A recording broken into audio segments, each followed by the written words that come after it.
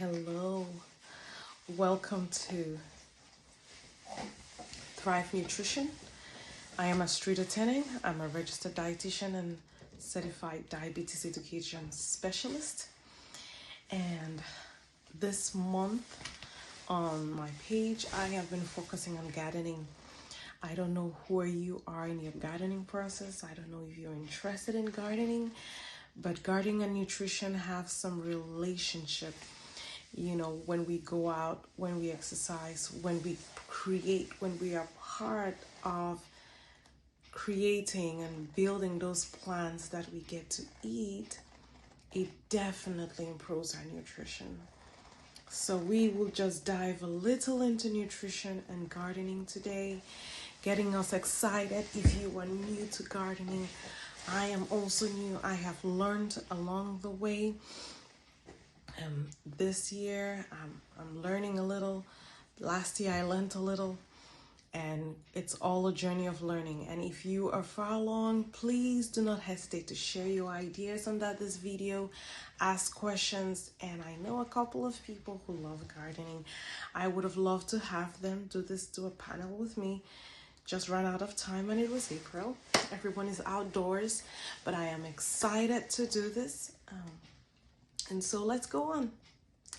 So today we will be talking about gardening, and I am really excited when it's April and I begin to see the sun and the spring. I remember my friend in Canada indicated the big snowstorm that took place there. But it's all right. I'm sure this, after that the sun comes. Then comes the sun and the rain again. But wherever you may be, in the north, the south, the east, or west, gardening is a part of who we are.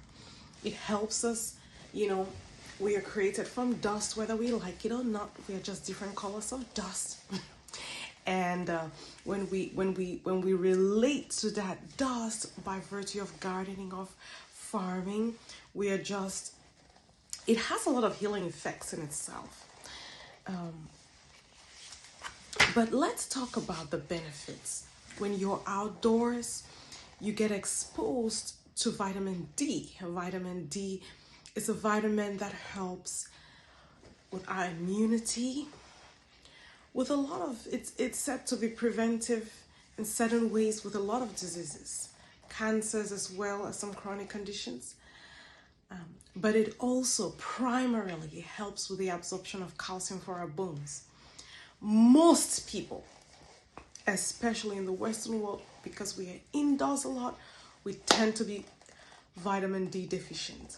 So gardening is a way to go out, and if you're gardening early in the morning or late in the evening, you get that calm sunshine that burns on your body and helps you absorb the calcium necessary for your bones. So let's go out and absorb.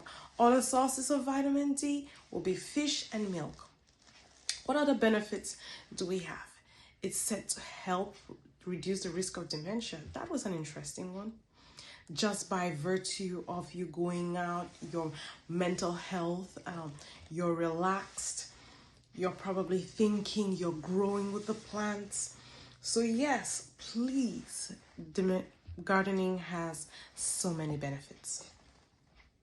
One other one that I really enjoyed while working on this was, it is a form of aerobic exercise. When you're tilling the soil, when you're gathering your tools, it's just going out and being one. It is actually said that an hour of working on your garden is about 330 calories. That is awesome. So if you do 2 hours, that is a significant amount, 600 calories. And it's very easy to do that, right? So let us go. If you're interested, get to work. Let's garden this year. And then another benefit is the fact that because we produce our food, it boosts our confidence. We want to eat it. So I want to encourage, families who love gardening, who are thinking about gardening, involve your family, involve your children, involve everyone in the house. Don't just do it by yourself. Don't just make it a chore. Make it something enjoyable. Yes, it may be dirty. People may splash soil. People may run in it. It may be muddy. but it is enjoyable. So make it enjoyable, make it something you love. So go out there. It is said to lower, just by virtue of the fact that it's a healthy thing, our BMIs, our blood pressure, we are more relaxed. You take pride in what you produce. And imagine children who are involved in cultivating their food. There is a certain pride, right, among their friends. This year I produced some leeks. This year I produced some huckleberry or some tomatoes, and there's a sense of belonging, there's a sense of relationship to that soil, that they can see their parents doing it, all their caregivers doing it, and they are part of that.